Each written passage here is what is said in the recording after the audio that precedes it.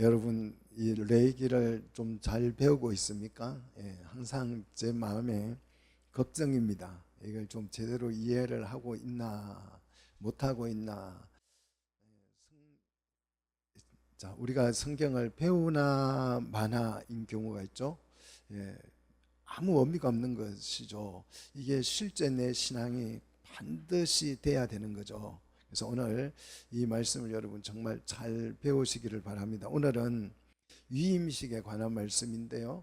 교회를 다니다 보면 위임식이 있고 또 임직식이라는 말이 있어요.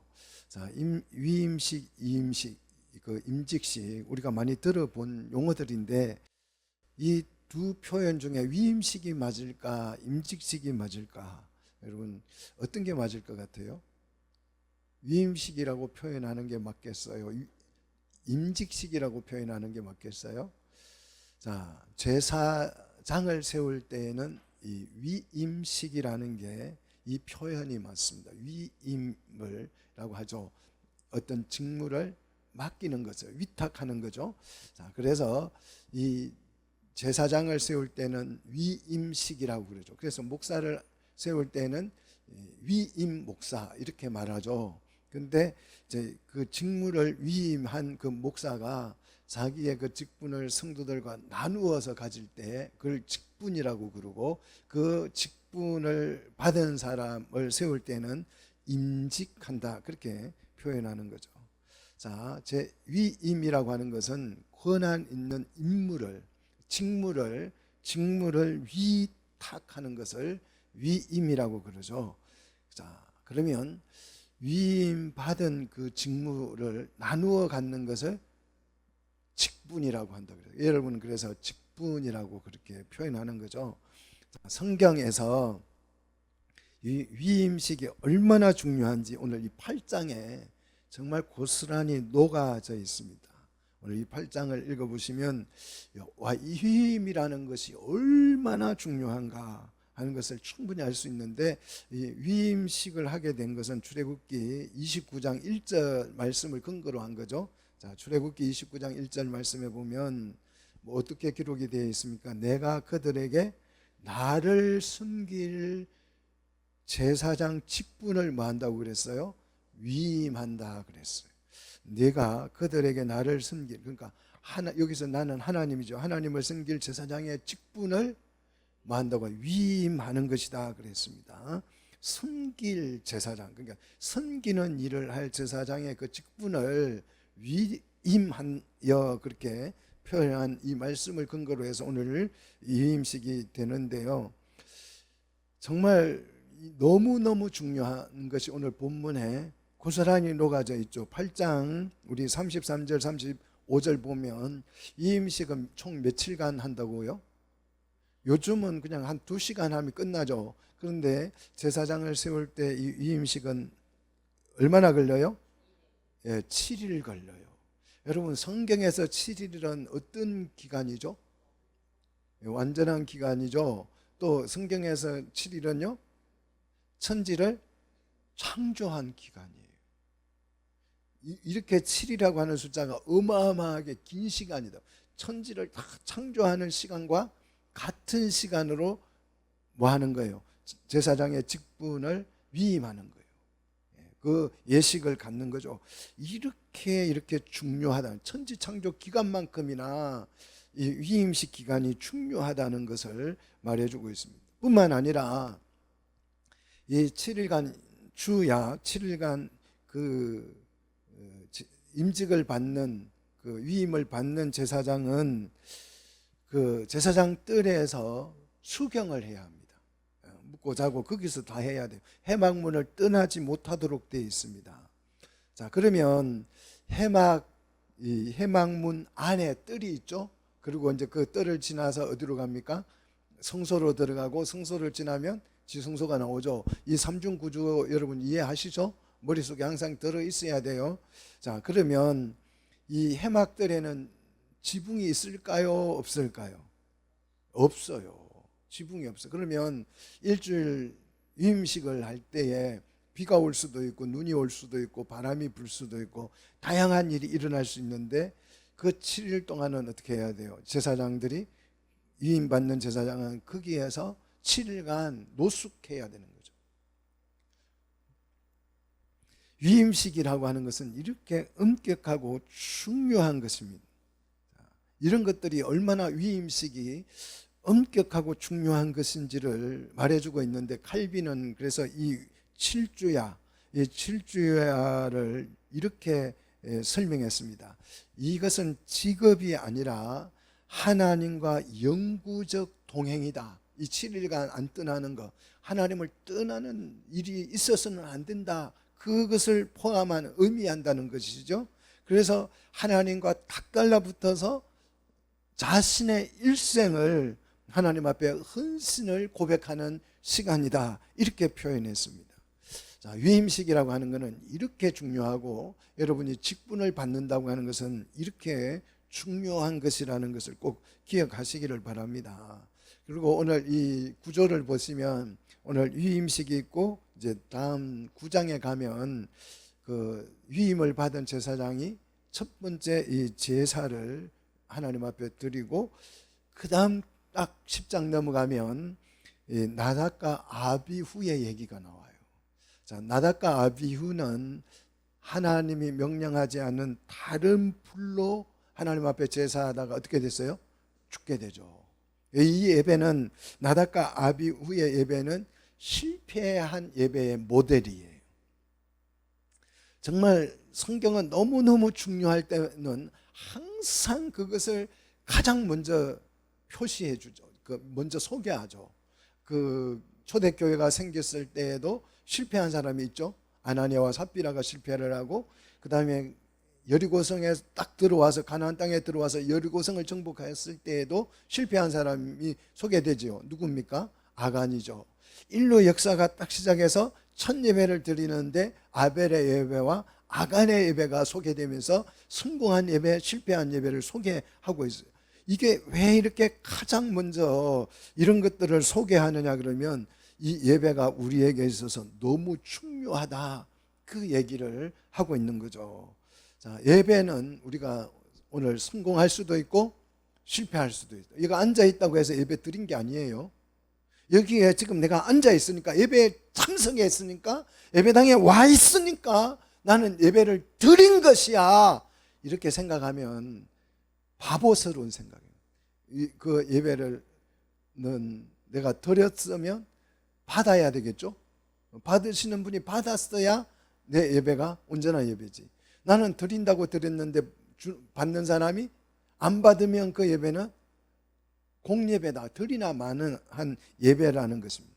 그래서 오늘 나답과 아비후의 얘기를 오늘 이렇게 설명하고 있는 것은, 지금 이 예배가 그만큼 중요하다, 이거는 예배는 나의 생명과 연결되어져 있다라는 것을 지금 설명하고 있는 거죠. 그래서 여러분, 이 예배를 나의 생명과 동일시 여기기를 축복합니다.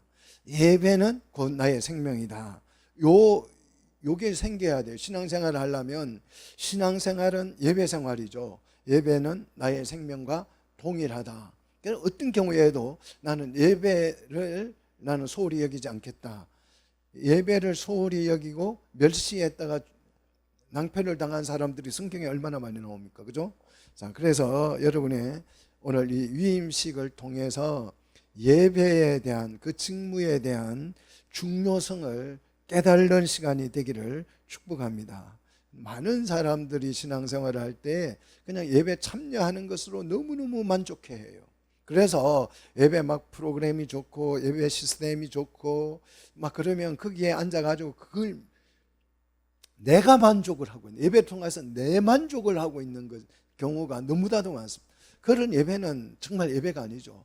여러분은 예배는 나를 만족시키는 것이 아니고 누구를 만족시키는 것입니까? 하나님을 만족시키는 거예요. 그래서 내가 실컷 만족하고, 아, 오늘 은혜 받았다, 그러고 가는 거죠.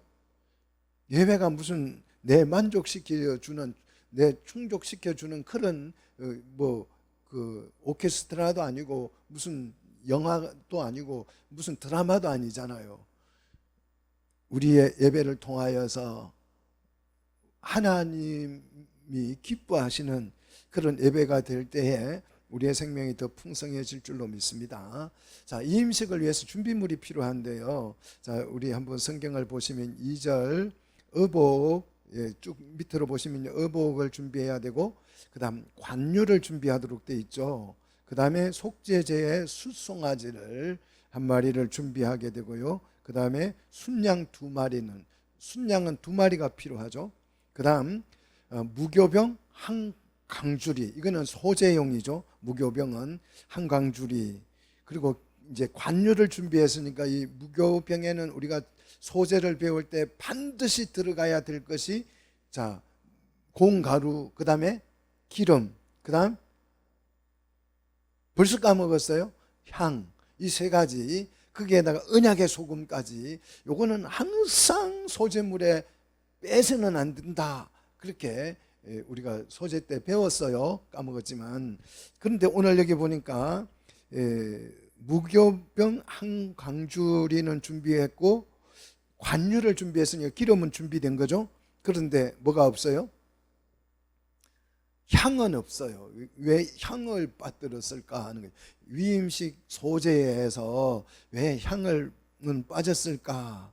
자, 속죄제로 인하여서 이제 그 제단에 탄 그 속죄물이 연기가 올라가죠. 그 연기가 향과 같은 것이에요. 그래서 이 겹치는 것은 오늘 이 위임식 제사에서 빼는 것을 알 수가 있습니다. 그래서 향은 속죄제의 연기로 대신한다는 거죠. 자, 그리고 나서 이제 오늘 말씀 3절을 보시면 온 회중을 어떻게 해요? 소집하죠. 자, 위임식은 몇 사람이 앉아서 하는 것이 아니고 온 회중이라 그랬어요. 그러니까 전 백성이 다 모여야 하는 거죠. 한 사람도 빠지면 안 되죠. 온 회중은 남자 여자 구분 없고 어린아이 뭐 노인이 구분이 없습니다. 아프고 병들고 뭐 이런 게 구분이 없어요. 모든 회중을 소집합니다. 한 명도 빠지지 않고 소집해서 해망문에서 교회 전체가 또는 국가 전체가, 백성 전체가, 그러니까 이거는 국경일이 되는 거죠. 다 모여서 이 행사를 하는 거니까. 자, 제사장의 위임식은 이만큼 중요하다는 것입니다. 이만큼 전 국민을 동원시켜야 할 만큼, 전 교인을 다 동원시켜서 위임을 해야 할 만큼 중요하다는 거죠. 근데 뭐 물론 제사장이 목사는 아니지만 신약에 이렇게 비추어 보면 교회들이 이제 목사님을 청빙해서 위임을 하는데 별로 참석 안 해요. 별로 참석 안 합니다. 전 교인이 참석 안 해요. 자기가 뭐 어디 갈 데가 있으면 병가 내고 또 연가 내고 뭐 휴가 내고 해서 가면서 교회에서 위임식 한다 그러면 나는 위임식 한다고 해서 뭐 병가를 내거나 무슨 그 뭐 월차를 내거나 해서 오는 사람을 본 적이 없어요. 그만큼 별로 뭐 그렇게 중요하게 안 여긴다 이 말이죠. 그런데 오늘 여기 성경에 보니까 온 백성을 다 소집하는 거죠. 한 명도 빠짐없이. 자, 그렇게 해서 위임식을 하는데 위임식의 절차가 8장 4절 이하에 쭉 나오죠. 자, 위임식 절차는 바로 이겁니다. 여호와께서 자기에게 뭐 하신 대로, 명령한 대로. 오늘 이게요 5절, 그 다음 7절, 13절, 29절 계속해서 후렴구처럼 행사 하나가 끝나면 그 다음에 요 문구가 나오고, 행사 하나를 진행하고 나서 또 이 문구를 계속해서 반복하고 있어요. 이게 뭐냐?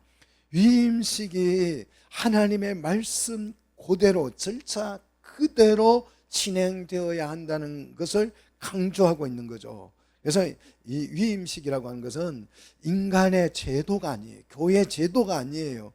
누구의 명령입니까? 하나님의 명령이다. 이건 하나님의 말씀이다. 그렇게 말하고 있어요. 그래서 위임식을 그냥 행사로 취급해버리면 안 돼요. 위임식은 하나님의 뭐다? 명령이다. 이걸 여러분이 아셔야 한다. 이걸 배우셔야 된다는 거죠. 그래서 이거 직분이라고 하는 것도 위임 절차를 통해서 여러분에게 직분이 주어지잖아요. 그 직분도 그만큼 중요하다. 예식이 중요하다는 말은 그 직분이 그만큼 중요하다는 걸 강조하는 거죠. 자, 그다음 위임식을 하기 전에 준비 과정이 있죠. 자, 6절 보니까 물로 씻기는 거죠. 이제 제사장 될 사람을 물로 씻기는데 이거는 의식적 정결을 의미하는 거죠. 언약 안에서 이제 지금부터 새로운 삶을 시작한다. 우리가 예수를 믿게 되면 교회에서 의식을 행하는데 세례식을 행하죠. 그죠? 이 세례식을 행할 때 물로 씻기죠? 물을 뿌리는 걸 씻긴다고 그래요. 원래는 이제 잠수를 씻기지만 그걸 간편하게 물을 뿌리는데 그거는 물로 씻김을 의미하는 것이고, 그 물로 씻김을 통해서 이제 옛사람을 벗고 새로운 삶을 시작한다라는 뜻이죠. 그 다음 제사장의 옷이 소개되는데요. 머리에는 관을 씌우죠. 그리고 관 전면에 건패를 붙이고, 그 건패에 무슨 글귀가 써져 있습니까? 여호와께 성결, 그런 글씨를 새기죠. 그래서 이 관을 9절에 보니까 거룩한 관이라 그랬습니다. 7절에 속옷이 나오는데 속옷을 왜 입힙니까? 거룩함과 순결을 상징하는 거죠. 그래서 이 속옷이 죄로부터 그 사람을 보호한다는 상징적 의미를 가지고 있습니다. 그 다음 7절 겉옷이 나오죠. 겉옷은 직무 수행 중에 신분과 권위를 상징하는 거죠. 그래서 우리가 예배를 드릴 때, 예배 진행할 때에 양복을 입는 이것이 예복이죠. 예복으로 또 가운을 입기도 하죠. 자, 그다음 7절 띠가 나오죠. 띠는 내가 이제 직무를 수행할 그 준비를 다 마쳤다, 그러면서 어떤 다짐을 의미하는 거죠. 그다음 에봇이 나옵니다. 에봇은 직무 수행을 의미하는데 하나님의 뜻을 전달한다는 거죠. 그래서 예배를 통해서 지금 하나님의 뜻을 전달하고 있지 않습니까? 설교를 통해서 전달하고 있는 거죠. 이게 에봇의 역할이죠. 자, 그리고 흉패를 8절에 보면 붙이는데, 이 흉패는 이스라엘 전체 백성을 대표하는 거죠. 그래서 제사장은 전 이스라엘 백성을 대표한다는 상징적인 의미죠. 그리고 그 흉패에는 우림과 둠빔이 들어가는데, 우림과 둠빔은 뭐 하는 도구입니까? 혹시 아세요? 우림과 둠빔. 이거는 둠밈 뭐 하는 거죠? 뭐 하는 그 도구죠? 이거는 하나님의 뜻을 분별하기 위한 도구죠. 자, 신약에서는 그러면 우리 이제 우림과 둠빔이 없어졌잖아요. 그러면 우리 시대에 지금 우리는, 여러분은 하나님의 뜻을 어떻게 분별하세요? 이게 하나님의 뜻인지 아닌지 어떻게 구분해요? 그냥 눈 감고 기도해서 기분 좋으면 이거 하나님 뜻이고, 기분이 안 좋으면 하나님 뜻이 아니다, 뭐 그렇게 생각하세요?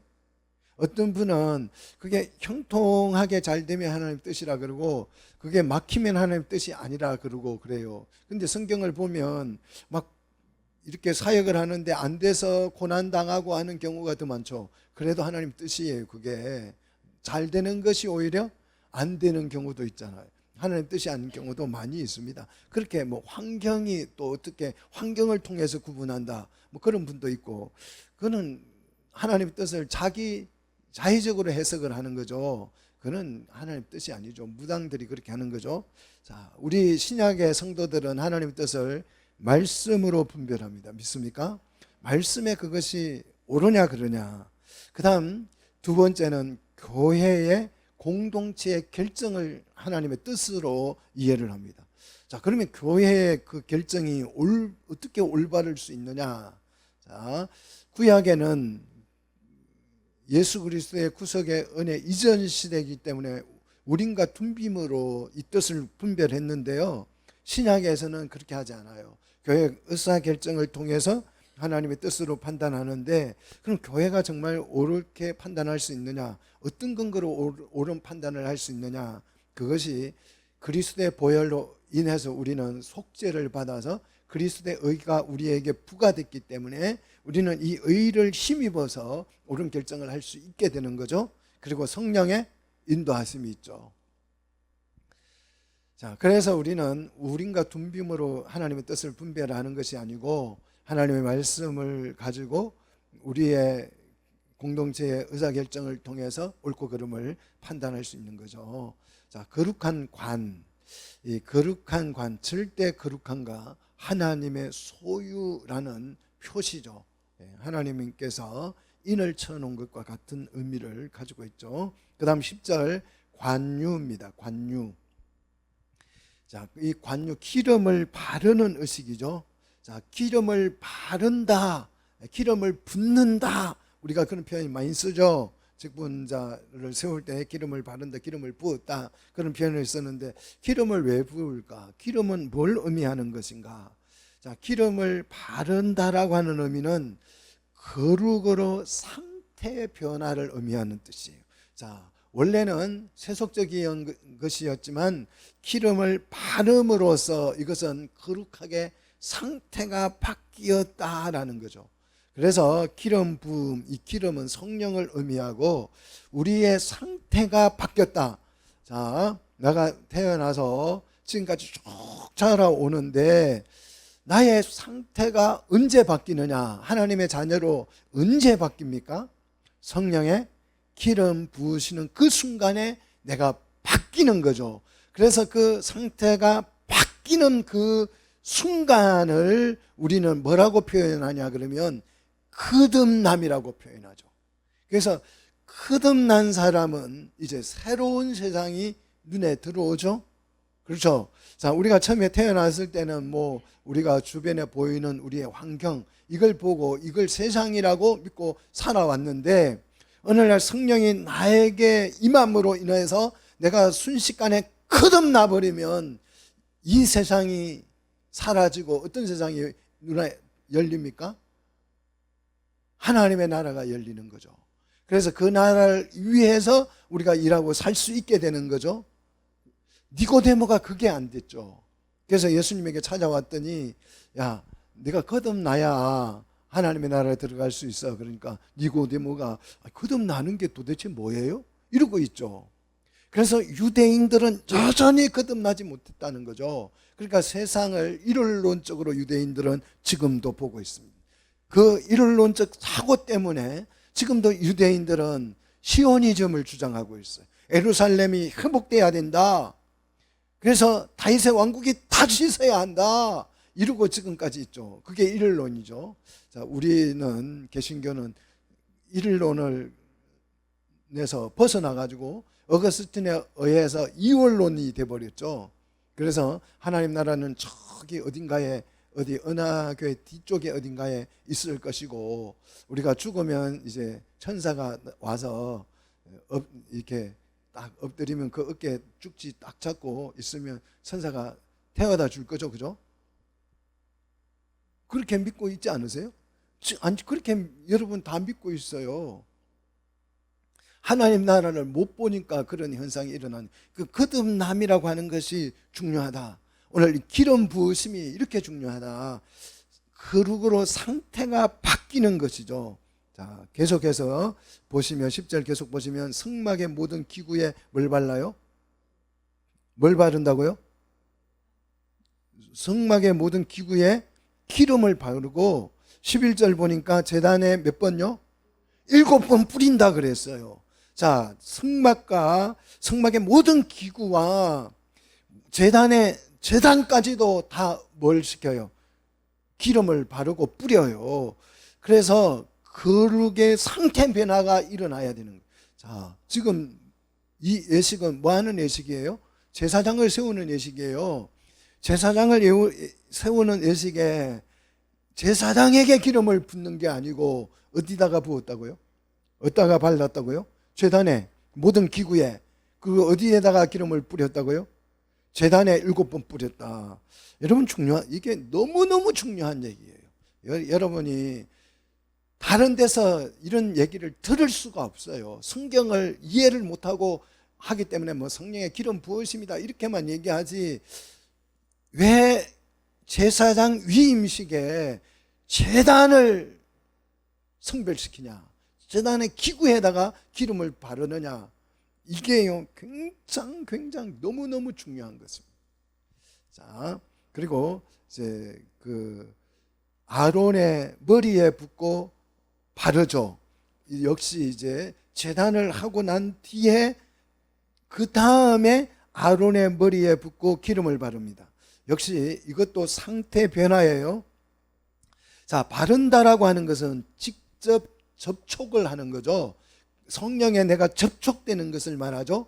이것은 성령에 내가 접촉이 되면 상태가 거룩으로 변이 되는 거죠. 전이 되는 거죠. 성령의 그 거룩함이 나에게 밀려와서 나의 상태를 변화시키는 거죠. 이 변화, 근데 성령의 접촉, 이 접촉되는 것이 너무 중요합니다. 여러분, 성령에 접촉되시기를 축복합니다. 성령의 접촉 없이 그냥 관습적으로 교회 다니는 것은 아무 가치가 없는 일이에요. 여러분, 성령의 접촉이 되셔야 이 성령의 거룩함이 나에게 전이 되는 거죠. 그래서 바르는 거죠. 접촉 행위를 하는 거죠. 뿌린다라고 하는 것은 간접 접촉입니다. 매일같이 한번, 그러면 성령이 계속 접촉을 하면 살 수가 없잖아요. 뜨고 내가 타져 죽겠죠. 그래서 이제 그 다음부터는 뿌리는 거죠. 간접 접촉이죠. 씻음을 의미하는데 세례할 때도 물을 뿌리는 거잖아요. 이 뿌린다고 하는 것은 씻음을 의미하고 정결과 성화를 상징하는 것입니다. 매일 여러분 성령의 이 뿌리심이 있어서 여러분이 성화되어져 가는 과정이 일어나기를 축복합니다. 자, 13절 계속해서 끊임없이 후렴구처럼 나오는 것이 뭡니까? 명령대로 다 행했다. 명령을 따라했다. 절차에 문제가 없다. 그것을 계속 확인하고 있어요. 이 절차가 이렇게 중요하다는 거죠. 자, 이제 준비가 되고 이제 위임식 제사가 예배가 시작이 되죠. 자, 위임식 예배. 자, 대제사장이 이제 위임식을 합니다. 직무를 위임받는 거죠. 그러면 제가 이게 되게 궁금해요. 여러분 혹시 아는지 이게 너무 궁금해요. 자, 내가 제사장이 직무를 위임받았어요. 그죠? 그러면 그 직무, 어떤 직무예요? 어떤 직무를 위임받은 거예요? 예? 무슨 직무? 내가 위임을 받았는데 뭔가 직무를 맡겼대, 나한테. 맡겼는데 그 직무가 어떤 직무인지를 내가 몰라. 뭐 가서 설거지를 하는 직무를 맡은 것인지, 청소를 하는 직무를 맡은 것인지, 그 직무를 하나님이 위임했다고 하는데 그 직무가 뭐죠? 예배예요, 예배. 제사장이니까 제사의 직무를 맡은 거예요. 다른 직무가 아니에요. 여러분은 왕 같은 제사장이죠. 직무를 맡은 거예요. 무슨 직무요? 예배를 맡은 것이죠. 예배 직무를. 그래서 나를 섬기는 거, 그게 예배잖아요. 나를 섬길 직분을 위임하여 그랬잖아요. 하나님 섬긴다, 서비스한다. 이게 예배의 직무를 맡은 것입니다. 자, 예배는 몇 가지가 있다고 그랬어요? 예배는 몇 가지? 뭐 헌신 예배, 감사 예배, 뭐 축하 예배, 생일 감사 예배, 뭐 그런 게 예배예요? 그건 예배가 아니에요. 성경에서 말하는 예배는 번제, 소제, 속제제, 속건제, 화목제, 이 5가지. 이거는 알고 있어야 돼. 제사장이 돼가지고 예배가 종류가 몇 가지인지도 모르고 정말 이러면 곤란해지죠. 자, 그 직무를 5대 직무, 예배 제사 직무를 위임받습니다. 그 첫 번째 맡은 위임하는 직무가 속죄제죠. 14절에 자, 속죄제를 위임합니다. 자, 아론과 아들들이 속죄제에 수송아지 위에다가 머리에다가 안수를 합니다. 자, 안수하는 것은 나의 모든 죄가 이 누구에게 이 수송아지에게로 덮어 씌우는 거죠. 예, 전가되는 거죠. 그리고 자신이 이 제물과 같다는 뜻이죠. 그죠? 자, 그렇게 의미로 이제 안수를 하고, 그리고 그 안수한 소를 어떻게 해요? 잡죠. 도축하는 거죠. 자, 15절 보십시오. 도축하는데 누가 도축을 해요? 모세가 합니다. 자, 사장에서 속죄제를 배울 때에 이 예배자가 소를 도축했어요? 아니면 제사장이 했어요? 예배자가 했죠. 정말 중요한 거예요. 그런데 이 제사장 위임식에서 속죄제를 위임하는데 이 속죄 수송아지를 누가 도축했다고요? 모세가 했어요. 아니 그러면 사장에서 말하는 절차법에 위배되잖아요. 이런 게 이해가 되셔야 돼. 그러면 왜 모세가 잡았어? 예배자가 제사장이 잡아야 되는 거 아니야? 왜냐하면 그 제물이 내 안수함으로써 그 제물이 누구예요? 나와 같은 거죠. 그럼 내가 죽어야 되는 거잖아요. 그런데 지금 누가 잡았어요? 모세가 잡았어. 왜 그럴까요? 제가 이걸 말해주는 학자가 없어요. 몰라요. 그냥 모세가 잡으라 했으니까 모세가 잡으면 되지. 그러면 사장의 속죄법에 위반되잖아요. 절차에. 그렇잖아요. 절차를 어기면 안 되잖아요. 몰라요. 그래서 제가 논문을 한 편 썼습니다. 이걸 발표를 그 챗GPT가 자꾸 저더러 학술지에 내려요. 영어로 막 번역을 해가지고 국제 학술지에도 내고 한국 학술지에도 내시라고 막 그래요. 이걸 몰라요. 학자들이 몰라요. 자, 모세는 지금 누구를 대신해서 직무를 위임합니까? 아론에게 이 예배 직무를 누구를 대신해서 위임하는 거예요? 하나님을 대신하는 거죠. 모세는 하나님을 대표하는, 하나님을 대신하는 모델로 지금 소개돼요. 모세가 하나님이라는 뜻은 아니고 하나님을 대신해서 지금 이 자리에 서 있는 거죠. 그래서 모세가 이 속죄 제물을 잡는다는 말은 자기가 죽는다는 뜻이죠. 이게 그리스도의 구속의 모델이죠. 자, 이 속죄 제물이 누가 되는 거예요? 주님이 되시는 거예요. 그래서 주님이 죽으셨잖아요. 예수님은 속죄 제물이 되어서 죽은 거예요. 그걸 상징적으로 표현한 것입니다. 구속의 이 은혜를. 정말 너무 여러분 감동적이지 않으세요? 예, 이 제사장이 죽는 것이 아니고 누가 죽었다? 하나님이 죽으셨다. 그리스도께서 대신 죽으셨다. 이 의미죠. 그 다음 15절에 피를 손가락으로 제단 내 기퉁이 뿔에 바르도록 됐어요. 자, 피를 누구에게 발라야 될 것 같아요? 위임받는 제사장에게 발라줘야 될 것 같죠? 그런데 그렇게 하지 않아요. 이 아론에게 바르는 것이 아니고 대제사장을 세울 그 아들들에게 바르는 것이 아니고 이 속죄제의 피를 제단 내 기퉁이에 바른다고 하는 거죠. 너무너무 중요한 얘기들을 제가 지금 하고 있습니다. 여러분 평생 교회 다녔어도 이런 얘기는 한 번도 안 해줬을 거예요. 몰랐으니까 못 해주는 거죠. 너무너무 중요한 것이죠. 자, 그리고 남은 피를 어떻게 하냐 그러면 제단 밑에다가 쏟아서 제단을 어떻게 하라 그랬어요? 속하여 거룩하게 하는 거죠. 피를 바른다고 하는 것은 속하여 거룩하게 만드는 거죠. 그렇다면 위임을 받는 제사장을 속하여서 깨끗하게 해서 예배자로 살 수 있도록 해야 될 것 같은데 제단에 피를 바르고 있죠. 여러분 좀 이상하지 않으세요? 왜 속죄제의 피를 피로 예배자를 정결케 하지 않고 제단을 정결하게 하는가? 이게 굉장히 중요한 것입니다. 자, 여기에 뭐가 숨어 있냐 그러면 영적 원리가 숨어 있습니다. 이 원리를 몰라가지고 못 가르치는 거예요. 여러분 잘 배우십시오. 이 영적 원리가 뭐냐 그러면 인간이 우리가 죄를 지면 이 죄가 어떻게 될까요? 우리가 죄를 지면 이 내가 짓는 죄가 공기를 따라서 어디로 가냐 그러면 제단에 달라붙어요.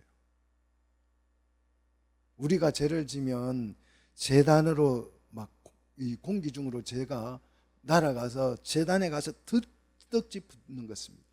성전에 덕지덕지 붙는 것이고 성소에 덕지덕지 붙는 거죠. 그리고 지성소에도 이 죄가 막 침투해서 들어가서 그 성소를 더럽히는 거죠. 우리 죄가 나를 더럽히는, 음행은 내 속에서 나를 더럽힌다고 그랬지만 대부분의 죄는 성전을 더럽혀요. 제단을 더럽히는 일을 합니다. 그래서 그 성전에 하나님이 임재하지 못하도록 만드는 거죠. 자, 이 성전은 땅 위에 있는 하나님의 보좌를 말하고 자리를 말하고 임재하는 공간을 말하죠. 그런데 이 우리의 죄가 이제 성전을 다 더럽히고 남는 죄는 어떻게 되냐? 그걸 막 덕지덕지 붙어가지고 이제 더 이상 붙을 데가 없으면 어떻게 되느냐 그러면 땅을 더럽혀요. 그래서 땅을 다 더럽히면 그 땅이 못 견디고 우리를 어떻게 해요? 삼키거나 토해낸다는 거예요. 그래서 바벨론 포로로 끌려간 것이 토해버린 거잖아요. 다른 나라에 토해버려서 그 땅에 못 살게 한 것이고, 가나안 부족들은 진멸시킨 것은 그 땅을 더럽혔기 때문에 그 피를 흘려서 속죄를 하게 만드는 거죠, 땅을.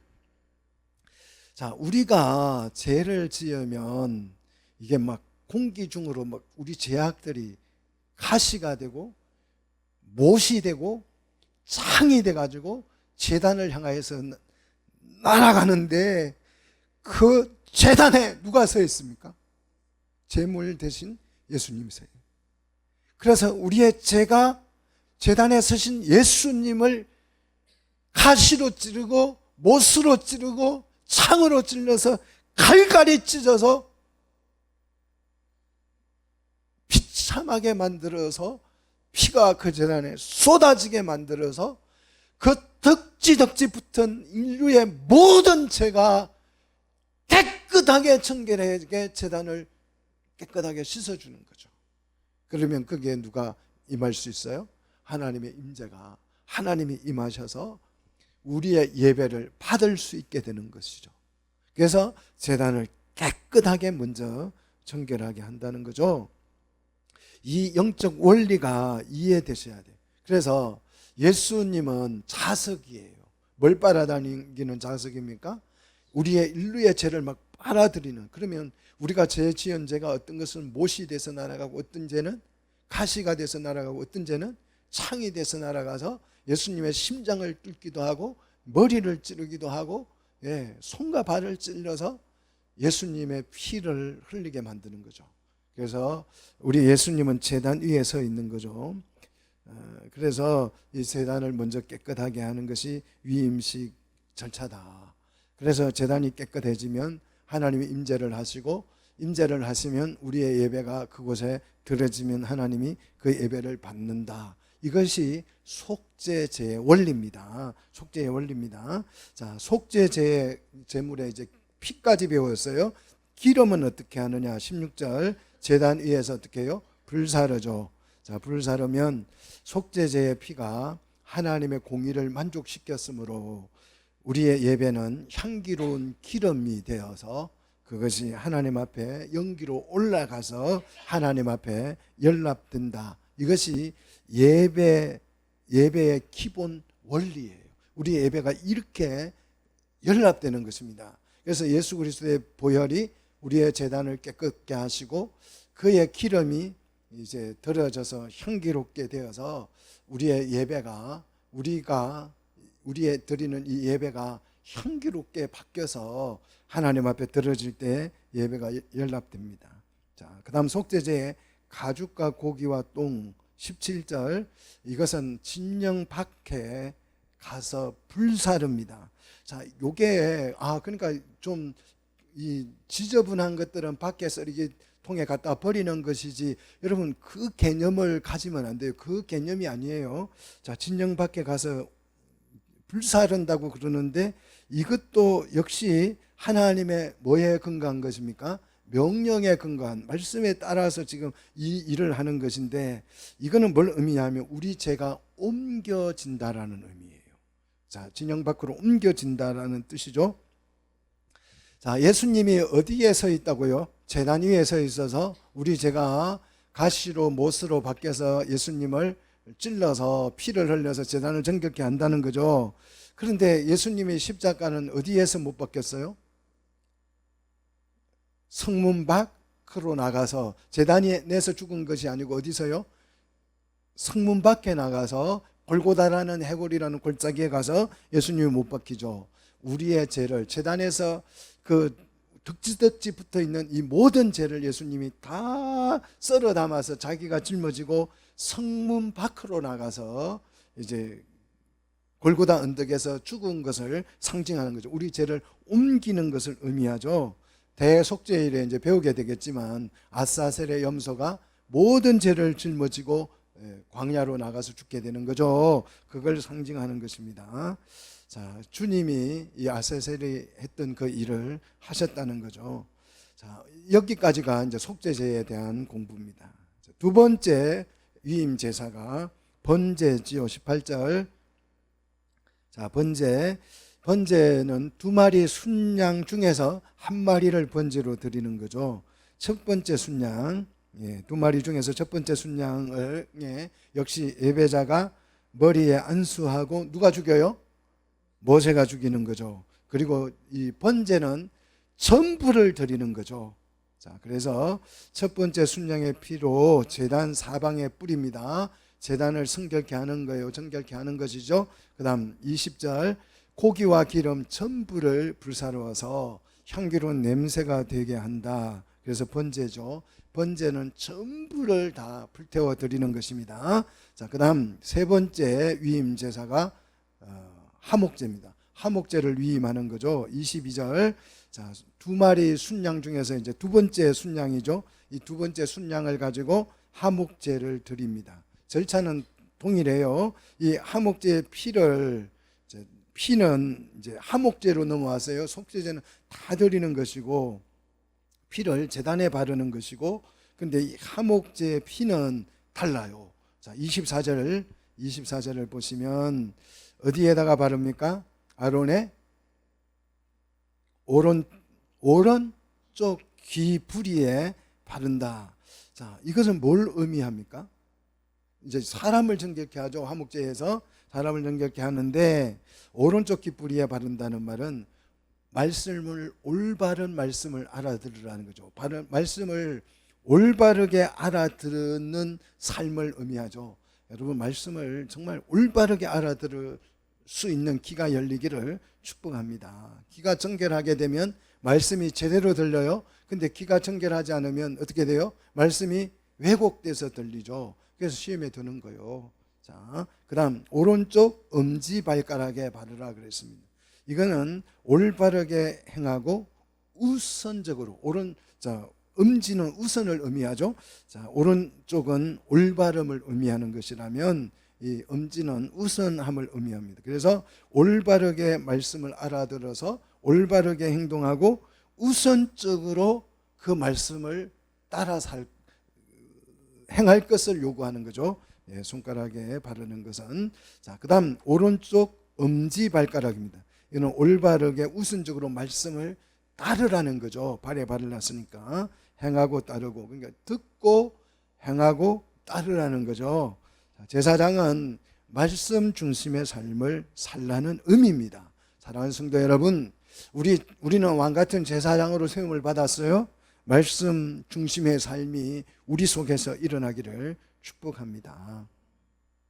자, 하목 제물의 피는 제단에 바르지 않고 이제 아론의 귀와 손가락과 발가락에 발라서 정결케 합니다.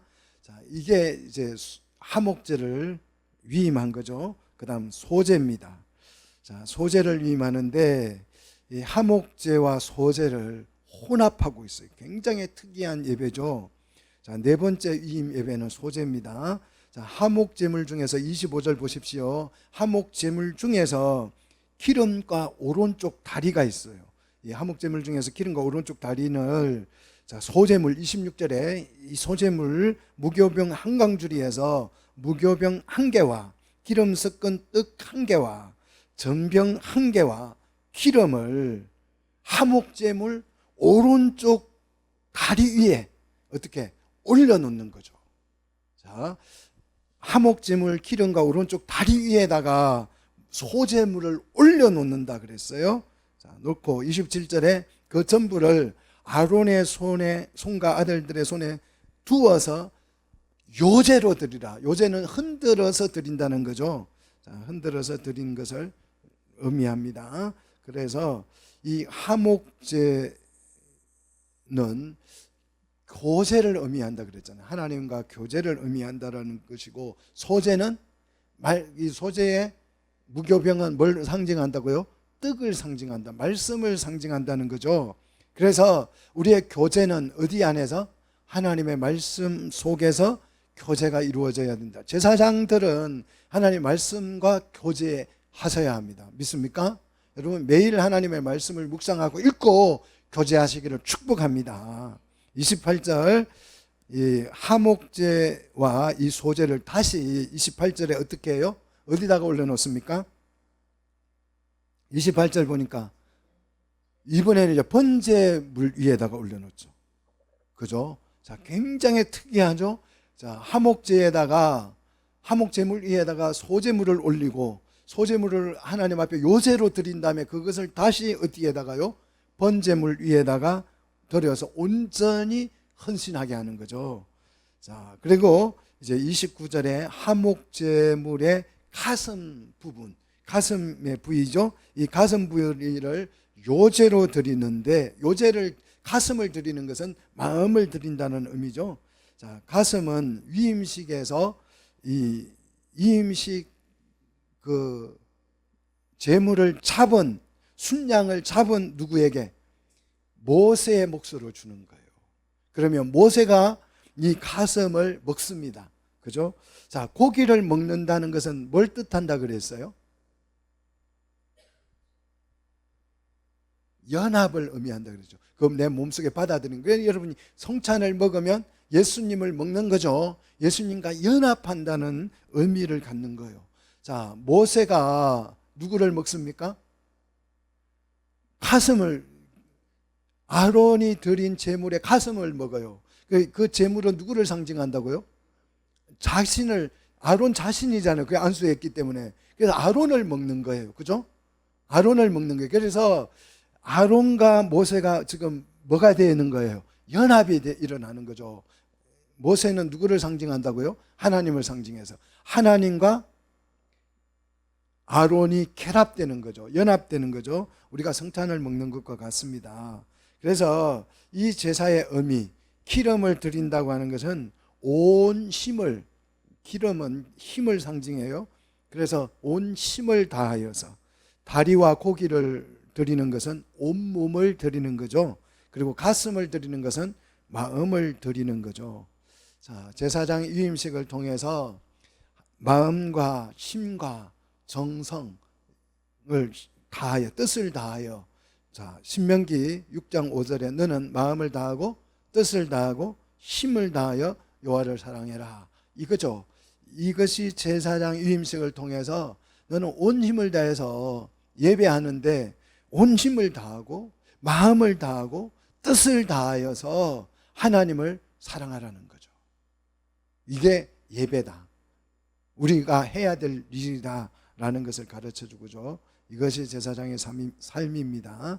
우리 왕같은 제사장 되신 여러분이요, 이 임식을 통해서 우리는 제사장이 되어서 어떻게 하나님을 섬겨야 할지를 배우는 거죠.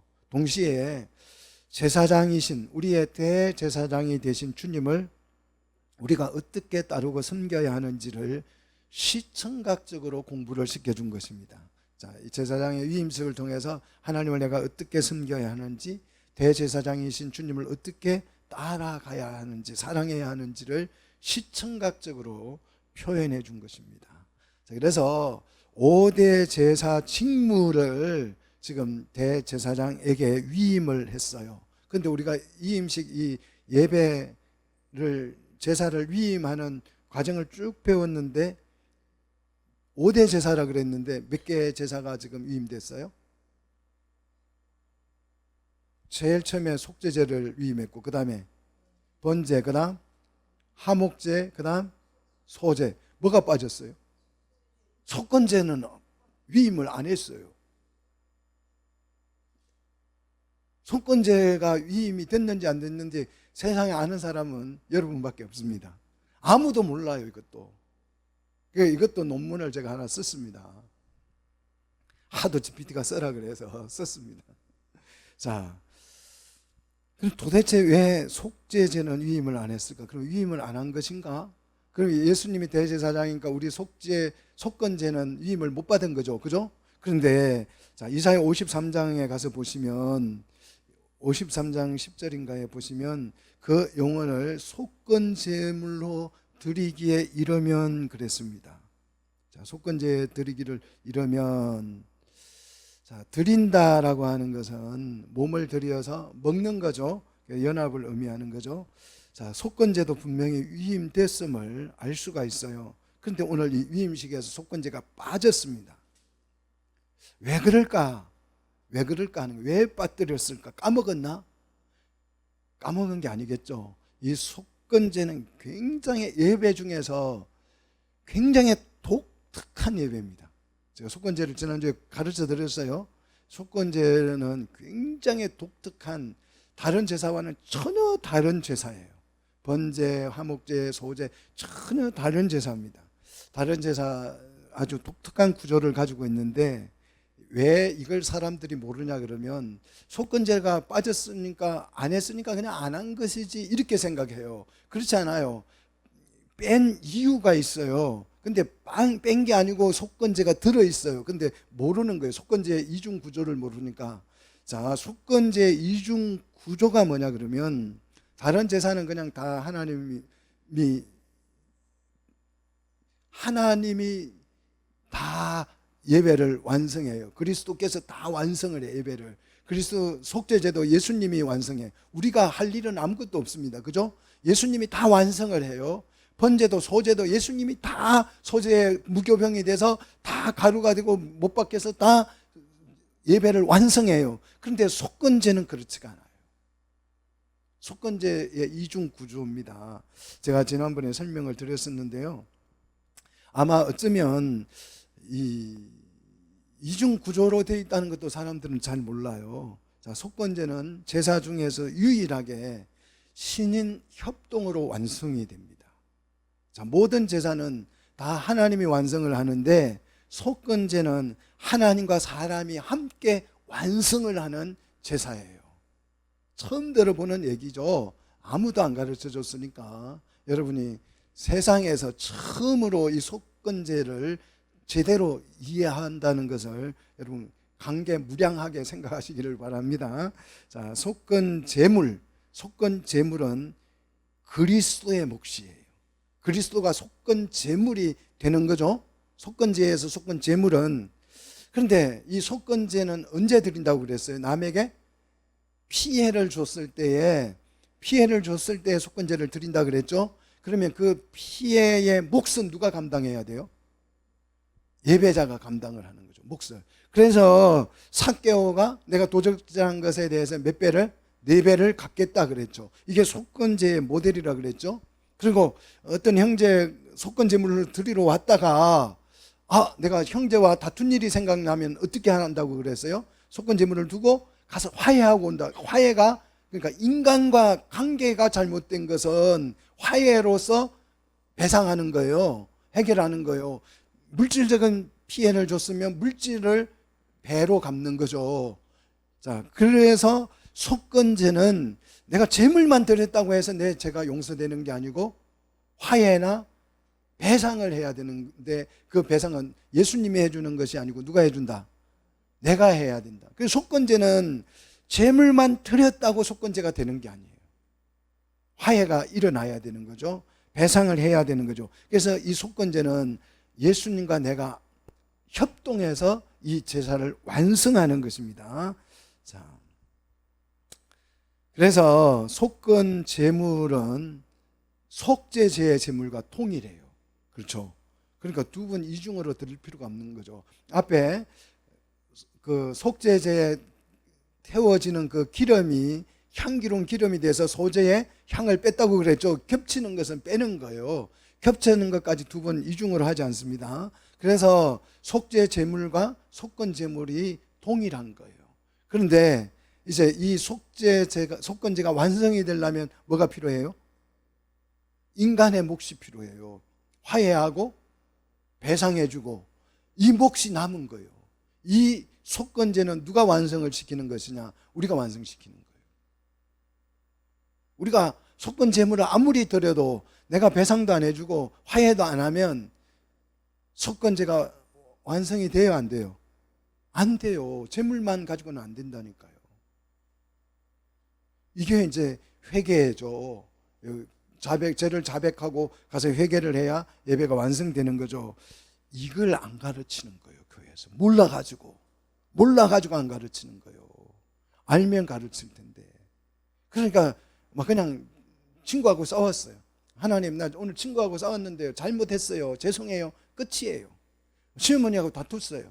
그런데 하나님 교회 와가지고 내가 생각해보니까 내가 좀 잘못한 거 참아야 되는 건데 잘못한 것 같아요, 죄송해요, 용서해 주세요, 끝. 그러니까 하나님 나라가 안 되는 거예요. 교회가 안 되는 거예요. 속건제를 몰라서 그런 거예요. 여러분, 이 속건제는 그리스도가 제물이 되어 주시고 내가 피해를 보상하는 거죠. 화해하는 거죠. 그렇게 함으로써 이 속건제는 완성되는 제사다. 여러분이 이 남은 사역을 이루셔야 돼요. 그리스도의 남은 사역이 여러분이 화해하고 배상하는 거예요. 잘못한 것에 배상해 주는 거죠. 이 사역을 이루셔야 교회가 될 수 있다는 거죠. 하나님 나라가 된다는 거죠. 자, 그 다음 30절 어복입니다. 어복, 제사장의 직무를 상징한다 그랬죠. 어복은. 그래서 거기에다가 피를 뿌려서 어복이 어떻게 바뀌어요? 상태 변화를 하는데 의의 옷, 또 새 옷으로 바뀐다. 신약에 그렇게 해석하고 있죠. 그 다음 관유는 성령의 기름 부으심이죠. 그래서 직무를 성령의 힘으로 감당하도록 기름을 바르는 거죠. 그리고 이제 30절 만찬이죠. 하목제의 만찬이죠. 성찬을 의미하기도 한다 그랬어요. 하목 제물을 제사장이 거기서 다 먹습니다. 제사장 뜰에서 먹죠. 그러면 하나님과 내가 뭐가 되는 거예요? 연합이 되는 거죠. 그래서 예수님이 말씀하신 나는 너로 더불어 먹고 너는 나로 더불어 먹으리라. 모세가 가슴살을 먹고 고기들은, 하목제물의 고기들은 누가? 이 제사장 이임 받은 사람이 제사장 뜰에서 먹음으로써 말씀과 연합이 일어나는 거죠. 자, 하목제물을 먹음으로써 하나님과 연합이 일어나고 소제물을 먹음으로써 말씀과 우리가 연합되어지는 거죠. 연합은 어디에서 일어나야 된다고요? 어디에서 먹으라 그랬어요? 해막뜰에서.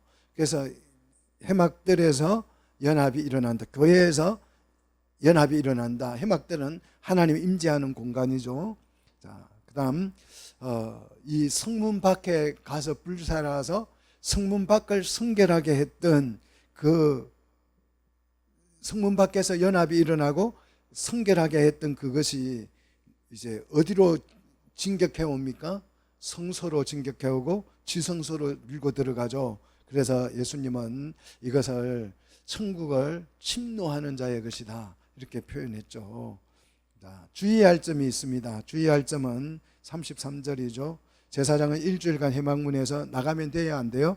안 된다. 이 말은 일주일만 안 나가면 된다 아니고 일생 하나님과 연합해서 살아야 한다. 이것을 말하는 것이고요. 34절에 위임식의 대전제. 위임식을 한 목적이 뭐냐? 위임식의 이유가 뭐냐? 왜 위임을 했느냐? 제사를 왜 위임했느냐? 그 목적을 설명하는데 이렇게 말합니다. 오늘 행한 것은 위임식이죠. 여호와께서 누구를 위하여? 너희를 위하여 뭐하게 하려고? 속죄하게 하려고 내린 명령이다. 이 모든 위임식의 핵심은 뭐다? 속죄하는 것이다. 여러분, 속건제의 남은 몫을 감당하셔야 이 제사가 완성되는 거요. 자, 이 명령을 7주일 해막에서 지켜야 하고 해막에서 안 지키면 죽음을 면하지 못한다 그랬어요. 면한다라는 말 속에 세 가지 의미가 들어있는데 속량입니다. 죄값을 치른다는 뜻이고 속죄는 죄를 덮는다는 뜻이고 구속이라는 의미가 들어있는데 죄에서 건져낸다. 이것을 우리는 그리스도의 피로 해결하는데 이걸 구원이라고 말을 하죠. 34절. 자, 그래서 예수님이 삭개오를 만났을 때 삭개오가 4배를 갚겠습니다. 그러니까 예수님이 뭐라고 말씀했어요? 오늘 내 집에 뭐가 이르렀다? 구원이 이르렀다. 자, 우리 몫을 감당하지도 않고 예수님이 속건 제물까지 되셔서 피 흘려 죽으셨어요. 근데 나는 내 몫을 감당 안 하고 있어요. 그러면 제사가 완성이 안 되죠? 그는 완성이 안 되면 구원이 이르렀다 말을 못 하는 거죠. 그래서 속건 제물의 완성, 이 삭개오가 4배를 갚겠습니다 라고 말하니까 그러면 구원이 온 거야 너에게, 이렇게 말한 거예요. 그러니까 화해도 안 하고 나는 구원받았어, 이거는 가짜 신앙이에요. 가짜 제사, 이거 속죄의 의미를 아직 모르고 있는 거죠. 자, 36절 여호와께서 모세를 통하여 명령하신 모든 일을 준행하게 하셨다. 그래서 공적 정통성을 상징하는 거죠. 말씀대로 됐다. 이거는 진짜 공적인, 정말 정통적인 진짜 제사장이다. 여러분, 제사장은 내가 막 하나님을 사랑해서 난 제사장 해볼까, 그게 아니고 명령대로 했을 때 그 사람이 공식 정통성을 가진 제사장이 되는 거죠. 자, 이 대제사장이 바로 누구다? 예수 그리스도이시다. 예수님은 이 5대 제사를 다 덮어서서 죽으셨습니다. 죽으셔서 죄와 사망으로부터 우리를 구원해 내셨습니다. 믿습니까? 자, 우리가 이제 해야 될 일을 해야 되는 거죠. 그것이 뭐다?